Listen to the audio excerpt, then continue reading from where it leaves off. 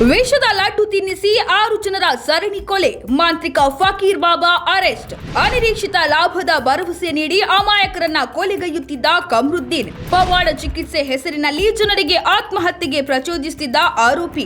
February 11ರಂದು ಧನುಷ ಎಂಬ ನಿರೀಕ್ಷಿತ ಲಾಭದ ಭರವಸೆ ನೀಡುವ ಸಮಾರಂಭದ ಭಾಗವಾಗಿ ಇಬ್ಬರು ಪುರುಷರು ಮತ್ತು ಮಹಿಳೆಗೆ ವಿಷಪೂರಿತ ಲಡ್ಡುಗಳನ್ನು ನೀಡಿ ಕೊಂದ ಆರೋಪದ ಮೇಲೆ ಉತ್ತರ ಪ್ರದೇಶದ ಫಿರೋಜಾಬಾದ್ನಲ್ಲಿ ಮಾಂತ್ರಿಕ ಕಮರುದ್ದೀನ್ ಎಂಬ ವ್ಯಕ್ತಿಯನ್ನು ಬಂಧಿಸುವಲ್ಲಿ ಪೊಲೀಸರು ಯಶಸ್ವಿಯಾಗಿದ್ದಾರೆ.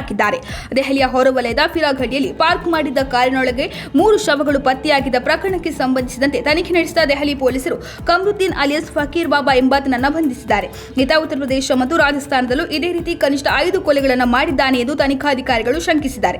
ಇದರೊಂದಿಗೆ ಈತ ಮಾಡಿದ ಕೊಲೆಗಳ ಸಂಖ್ಯೆ 6ಕ್ಕೆ ಏರಿದೆ. ಉತ್ತರ ಪ್ರದೇಶದ ಫಿರೋಜಾಬಾದ್ ನಿವಾಸಿಯಾದ ಕಮರುದ್ದೀನ್ ಅಲಿಯಾಸ್ ಬಾಬಾ ಪೂಜೆ, ಆಧ್ಯಾತ್ಮಿಕ ಚಿಕಿತ್ಸೆ ಹೆಸರಿನಲ್ಲಿ ಜನರಿಗೆ ವಿಷ ಬೆರೆಸಿದ ಲಡ್ಡುಗಳನ್ನು ತಿನ್ನಿಸುತ್ತಿದ್ದ ಎಂದು ಆರೋಪಿಸಲಾಗಿದೆ. ಫಿರಾಕಡಿ ಪ್ರಕರಣದಲ್ಲಿ 76 ವರ್ಷದ ರಣಧೀರ್, 47 ವರ್ಷದ ನರೇಶ್ ಸಿಂಗ್ ಮತ್ತು 40 ವರ್ಷದ ಲಕ್ಷ್ಮೀದೇವಿ ತಮ್ಮ ಕಾರಿನಲ್ಲೇ ಪ್ರಜ್ಞಾಹೀನ ಸ್ಥಿತಿಯಲ್ಲಿ ಪತ್ತೆಯಾಗಿದ್ದರು. ತಕ್ಷಣವೇ ಮೂವರನ್ನು ಸಂಜಯ್ ಗಾಂಧಿ ಸ್ಮಾರಕ ಆಸ್ಪತ್ರೆಗೆ ಸ್ಥಳಾಂತರಿಸಲಾಗಿದ್ದರೂ ವೈದ್ಯರು ಅವರು ಮೃತಪಟ್ಟಿರುವುದಾಗಿ ದೃಢಪಡಿಸಿದರು. ವಾಹನವನ್ನು ಪರಿಶೀಲಿಸಿದ ಪೊಲೀಸರು ಮದ್ಯದ ಬಾಟಲಿಗಳು, ತಂಪು ಪಾನೀಯ ಬಾಟಲಿ, ಖಾಲಿ ಕನ್ನಡಕ, ಮೊಬೈಲ್ ಫೋನ್ಗಳು, ನಗದು, ಹೆಲ್ಮೆಟ್ಗಳು, ಜಾಕೆಟ್ಗಳು ಮತ್ತು ಆಧಾರ್ ಕಾರ್ಡ್ಗಳು ಮತ್ತು ಇತರ ವೈಯಕ್ತಿಕ ವಸ್ತುಗಳು ಮತ್ತು ದಾಖಲೆಗಳನ್ನು ವಶಪಡಿಸಿಕೊಂಡು ವಿಚಾರಣೆ ನಡೆಸಿದ್ದಾರೆ.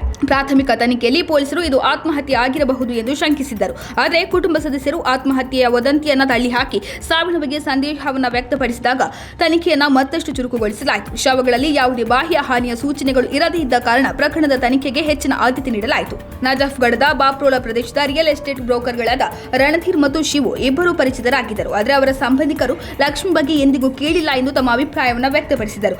ಆದರೆ ಮತ್ತೊಂದೆಡೆ ಆಕೆಯ ಕುಟುಂಬವು ಪೊಲೀಸರಿಗೆ ಲಕ್ಷ್ಮಿ ಒಬ್ಬ ದೇವಮಾನವನ ಜೊತೆ ಸಂಪರ್ಕದಲ್ಲಿದ್ದಳೆಂದು ತಿಳಿಸಿತು. ಬಳಿಕ ಸ್ಥಳ ಮೇಲ್ವಿಚಾರಣೆ ಮತ್ತು ಕಾರ್ಯದತ್ತಾಂಶ ದಾಖಲೆಗಳನ್ನು ಒಳಗೊಂಡ ಸಂಪೂರ್ಣ ತಾಂತ್ರಿಕ ಪರೀಕ್ಷೆಯನ್ನು ನಡೆಸಿದ ಪೊಲೀಸರು ಕಮರುದ್ದೀನ್ ಮೃತರೊಂದಿಗೆ ಸಂವಹನ ನಡೆಸಿದ ಮತ್ತು ಧಾರ್ಮಿಕ ವಿಧಿವಿಧಾನಗಳ ಮೂಲಕ ನಗದು ಪ್ರಯೋಜನಗಳನ್ನು ನೀಡುವ ಭರವಸೆ ನೀಡಿದ್ದ.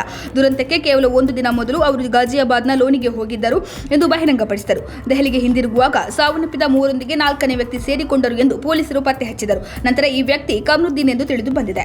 ಫಿರಾಕಡಿ ಘಟನೆಯು ಫಿರೋಜಾಬಾದ್ನ ಮತ್ತು ಧೋಲ್ಪುರ್ನಲ್ಲಿ ನಡೆದ ಪ್ರಕರಣಗಳನ್ನು ಹೋಲುತ್ತದೆ ಎಂದು ಅಧಿಕಾರಿಗಳು ಹೇಳಿದ್ದಾರೆ. ಫಿರೋಜಾಬಾದ್ನಲ್ಲಿ ಫಕೀರ್ ಬಾಬಾ ನೀಡಿದ ವಿಷದ ಲಡ್ಡುಗಳನ್ನು ತಿಂದ ನಂತರ ಇಬ್ಬರು ಸಾವನ್ನಪ್ಪಿದರು. ಅದೇ ರೀತಿ ಧೋಲ್ಪುರ್ನಲ್ಲೂ ಒಂದು ಪ್ರಕರಣ ದಾಖಲಾಗಿತ್ತು. ಈ ಅಪರಾಧಿಗಳ ಸಂಪೂರ್ಣ ಚಿತ್ರಣವನ್ನು ಪಡೆಯಲು ಮತ್ತು ಇನ್ನೂ ಹೆಚ್ಚಿನ ಸಂತ್ರಸ್ತರು ಇದ್ದಾರೆಯೇ ಎಂದು ಪತ್ತೆ ಹಚ್ಚಲು ಉತ್ತರ ಪ್ರದೇಶ ಮತ್ತು ರಾಜಸ್ಥಾನ ಪೊಲೀಸರೊಂದಿಗೆ ಸಮನ್ವಯ ಸಾಧಿಸುತ್ತಿರುವುದಾಗಿ ದೆಹಲಿ ಪೊಲೀಸರು ಖಚಿತಪಡಿಸಿದ್ದಾರೆ. ಫಿರೋಜಾಬಾದ್ನಲ್ಲಿ ದಾಖಲಾದ ಮತ್ತೊಂದು ಪ್ರಕರಣದಲ್ಲಿ ಈತನ ಕಾರ್ಯವೈಖರಿ ಎಷ್ಟು ಕುಶಲತೆಯಿಂದ ಕೂಡಿತ್ತು ಎಂಬುದನ್ನು ತಿಳಿಸುತ್ತದೆ. 2025ರ ಮೇ ತಿಂಗಳಲ್ಲಿ ರಾಮ್ ಲಖನ್ ಎಂಬುವರು ದೂರು ನೀಡಿದ್ದರು. ಅವರ ಸಂಬಂಧಿಕರ ಮಗನೊಬ್ಬ ಫಕೀರ್ ಬಾಬಾನ ಸಂಪರ್ಕದಲ್ಲಿದ್ದ, ತಾನು ದೆವ್ವ ಬಿಡಿಸುವುದಾಗಿ ಮತ್ತು ಪೂಜೆಗಳ ಮೂಲಕ ವೈಯಕ್ತಿಕ ಸಮಸ್ಯೆಗಳನ್ನು ಬಗೆಹರಿಸುವುದಾಗಿ ಬಾಬಾ ಹೇಳಿಕೊಂಡಿದ್ದ.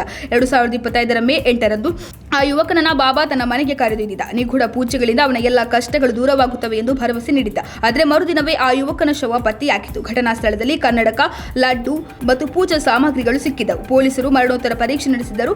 ಪೂಜೆ ಮಾಡುವ ನೆಪದಲ್ಲಿ ಫಕೀರ್ ಬಾಬಾ ವಿಷ ನೀಡಿ ಆತ್ಮಹತ್ಯೆ ಮಾಡಿಕೊಳ್ಳುವಂತೆ ಪ್ರಚೋದಿಸಿದ್ದಾನೆ ಎಂದು ದೂರುದಾರರು ಆರೋಪಿಸಿದ್ದಾರೆ. ಸದ್ಯ ಈ ಎಲ್ಲ 6 ಪ್ರಕರಣಗಳ ತನಿಖೆ ನಡೆಯುತ್ತಿದೆ.